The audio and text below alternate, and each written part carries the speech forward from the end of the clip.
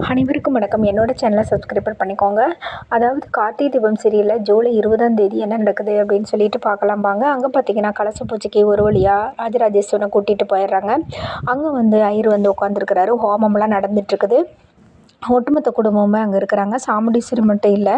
அப்போ வந்துட்டு ரேவதி வந்துட்டு கையில் பூவை எடுத்துகிட்டு அப்படியே நடந்து வராங்க. கார்த்தி அங்கே நின்றுட்டுருக்காரு. மாமா ஒரு நிமிஷம் இங்கே வாங்க மாமா அப்படிங்கிறாங்க. ஏன் ரேவதி சொல்லு ரேவதிங்கிறாங்க. வாங்க மாமா அப்படின்னு கூப்பிட்றாங்க. உடனே அவங்களும் வந்துட்டு ஒரு கோயில் பக்கத்தில் போகிறாங்க. அப்போ இருந்துக்கிட்டு மாமா இந்த பூவை எனக்கு வச்சு விடுங்க அப்படிங்கிறாங்க. இதுதான் ஆசையாக ரேவதி, சரி கூட வச்சு விட்றேன் அப்படின்னு சொல்லிட்டு பூவை வச்சு விட்றாங்க. எனக்கு ரொம்ப சந்தோஷமாக இருக்குது மாமா, ரொம்ப நிறைவாக இருக்குது. எப்போ நம்மளோட பிரச்சனை வந்து நான் உங்கள் கூடயே இருக்கணும்னு ஆசையாக இருக்குது மாமா. மீண்டும் என் கழுத்தில் நீங்கள் கட்டுற தாலி ஏறணும், நான் உங்கள் கூட மனைவியாக வாழணும்னு ஆசையாக இருக்குது மாமா அப்படிங்கிறாங்க. நீ ஒன்றும் கவலைப்படாத ரேவதி, இந்த கும்பாபிஷேகம்லாம் நல்ல முறையில் முடியட்டும், நிச்சயமாக அது எல்லாமே நல்லதே நடக்கும், நீ ஒன்றும் கவலைப்படாத அப்படிங்கிறாங்க. எனக்கு ஒரு நாள் ஃபுல்லாக உங்கள் கூடயே இருக்கணும்னு ஆசையாக இருக்குது மாமா அப்படிங்கிறாங்க. அப்போ நீ ஒன்றும் கவலைப்படாத, நான் ஒரு நாள் கண்டிப்பாக நிறைவேற்றுறேன், உனக்கு என்ன வேணுமோ அத்தனையும் நான் வாங்கி கொடுக்குறேன், பின் ஒரு நாள் ஃபுல்லாக நம்ம வெளியில் போயிட்டு வரலாம் ரேவதி அப்படிங்கிறாங்க. எனக்கு என்ன வேணும் அப்படின்லாம் கிடையாது மாமா, எனக்கு நீங்கள் தான் மாமா வேணும், நீங்கள் இருந்தால் எனக்கு போதும், எனக்கு வேறு எதுவுமே வேணாங்க மாமா. எனக்கு அவ்வளோ சந்தோஷமாக இருக்குது உங்களை நினைக்கிறப்ப.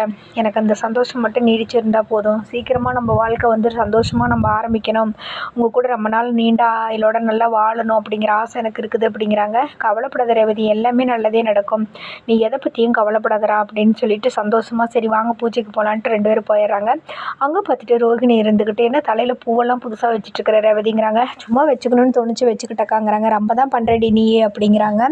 அதுக்கப்புறமா என்ன நடக்குது அப்படின்னா ஒவ்வொருத்தராக இதெல்லாம் பேசிகிட்ருக்குறாங்க.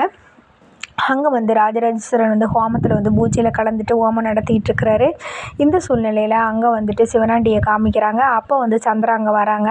வந்துட்டு என்ன சந்திரா, என்னை எதுக்கு வர சொன்னால், உன் புருஷன் தோற்று போய் நிற்கிறத பார்க்கறதுக்காக வந்தியா அங்கேருந்து அப்படிங்கிறாங்க. இல்லைங்க, நான் ஒரு பிளான் வச்சுருக்கிறேன் அந்த பூஜையை நடக்க விடாமல் பண்ணுறதுக்காக அப்படிங்கிறாங்க.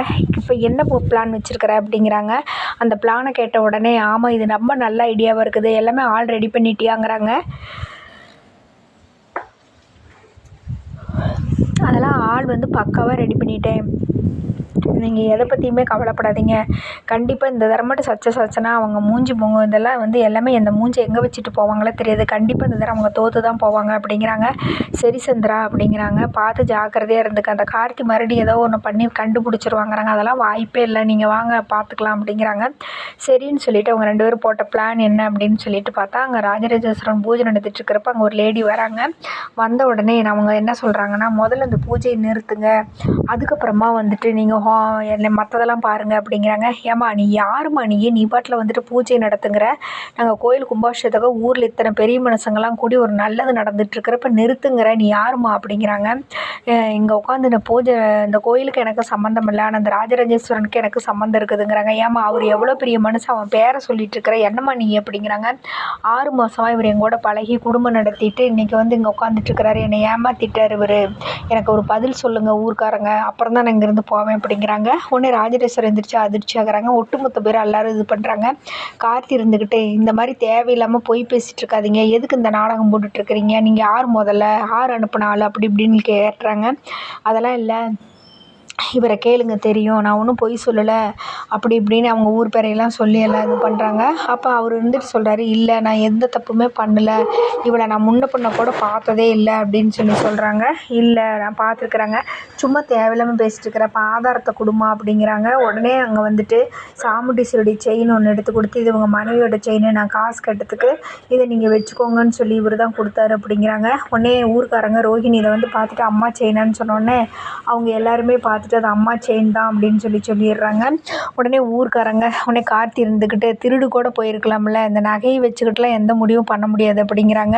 உடனே ஊர்க்காரங்க இருந்துக்கிட்டு ஆமாம்மா, ஒரு நகையை வச்சுக்கிட்டுலாம் நாங்கள் வந்து இவரை தப்பாக பேச முடியாது, ஒரு நல்ல மனுஷன் கௌரவமான மனுஷனை போய் நீ வாட்டில் நீ சொன்னதையெல்லாம் வச்சுக்கிட்டு நாங்கள் தப்பாக பேச முடியாது அப்படிங்கிறாங்க.